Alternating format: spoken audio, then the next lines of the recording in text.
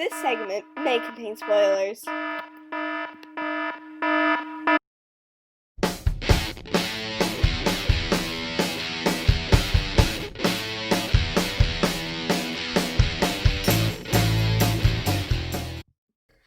there, and welcome to the first edition of Spoiler Alert, a book chat powered through Crites Creek Library. I'm your host of the day, Ashlynn. So since this is the first addition to this book chat, I thought it would be a good idea to talk about what you can expect from me. So I have a list of questions, and for every book chat, I'm going to pick 5 to use to talk about the book. So, fair warning, there are spoilers ahead in case you hadn't realized from the title of our book chat. So the book that we are going to be talking about today is called Straight On Till Morning by Liz Braswell. This book is part of a series, the Twisted Tale series. All of these books are twists on classic tales that you probably know and love. The tale that this book twists is Peter Pan. What if Wendy first traveled to Neverland with Captain Hook? 16-year-old Wendy Darling's life is not what she imagined it would be. The doldrums of an empty house after her brothers have gone to school, the dull parties where everyone thinks she talks too much, and the fact that her parents have decided to send her away to Ireland as a governess. It all makes her wish things could be different. Wendy's only real escape is in writing down tales of Neverland. After nearly meeting her hero, Peter Pan, 4 years earlier, she still holds on to the childhood hope that his magical home truly exists. She also holds on to his shadow. So when an opportunity to travel to Neverland via pirate ship presents itself, Wendy makes a deal with the devil. But Neverland isn't quite the place she imagined it would be.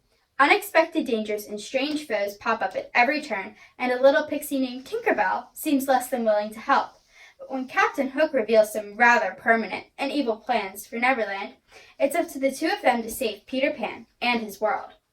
Sounds pretty interesting, right? I'm sure you know the classic tale of Peter Pan, the boy who never grows up. He loses his shadow in London when visiting to listen to Wendy Darling's stories. When he comes back later, he meets Wendy Darling and her 2 brothers, Michael and John. He then takes them to Neverland where they have many adventures before returning back home. So, on to the questions. The thing that I liked best about this book is that the characters weren't exactly what you thought that they would be. Peter Pan isn't really the hero of this story. He's kind of a side character more than anything, which is a little bit surprising considering the original. This book mainly focuses on Wendy, and she's portrayed as a dreamer who really wants to escape from her everyday life because it's boring to her. And then there's Tinkerbell, who's still the fairy that we all love, but you see another side to her, a more insecure side, and you see that she doesn't really fit in with her fellow fairies, and that's why she hangs out with Peter Pan. She's also pretty protective over him, which is one of the reasons that she doesn't like Wendy. Going back to Peter Pan, he's really different in this book because he doesn't have a shadow with him. He loses some of his youthful energy and joy and is more sad and tired. And he doesn't really have a brain of his own, honestly. He follows what Tinkerbell thinks, because in the 4 years where he was looking for his shadow, he never once thought to go back to London, and that's because Tinkerbell told him not to. Well, we can see that jealous friends aren't always the right people to talk to.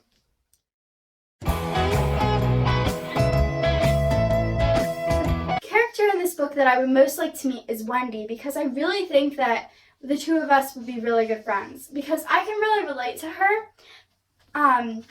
She wants to escape from her everyday life, and she does that by writing stories and then escaping into her stories. And I kind of do the same thing.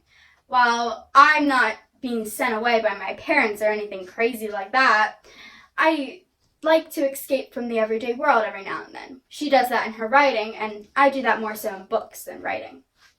The thing that I liked least about this book was how long it took to get to the final confrontation, and then how short the final confrontation was between Peter Pan and Captain Hook. It was just like a lot of build-up, and then it was all over really quickly.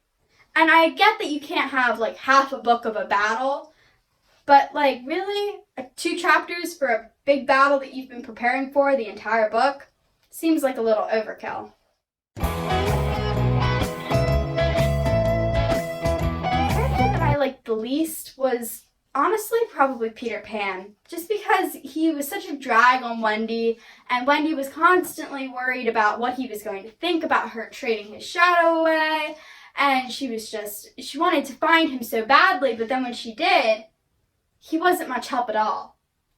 He just kind of sat and let her be the hero, and he got his shadow back eventually, which was great for him, but like, I don't even think he said thank you, which is kind of a jerk move, even if he is just a little boy.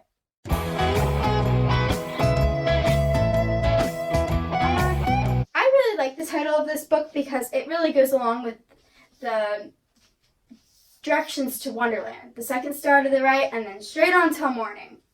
But if I had to change it, I would change it to the first half of that saying, the second star to the right, which kind of also goes back to like it's a second rendition of this book, of the story. Like it's a twist, the second star to the right.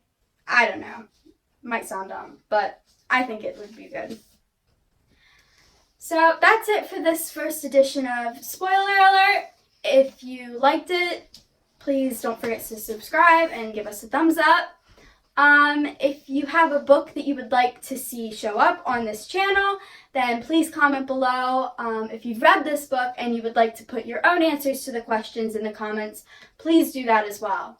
So I'm Ashlynn. This has been Spoiler Alert. See you next time. Happy reading!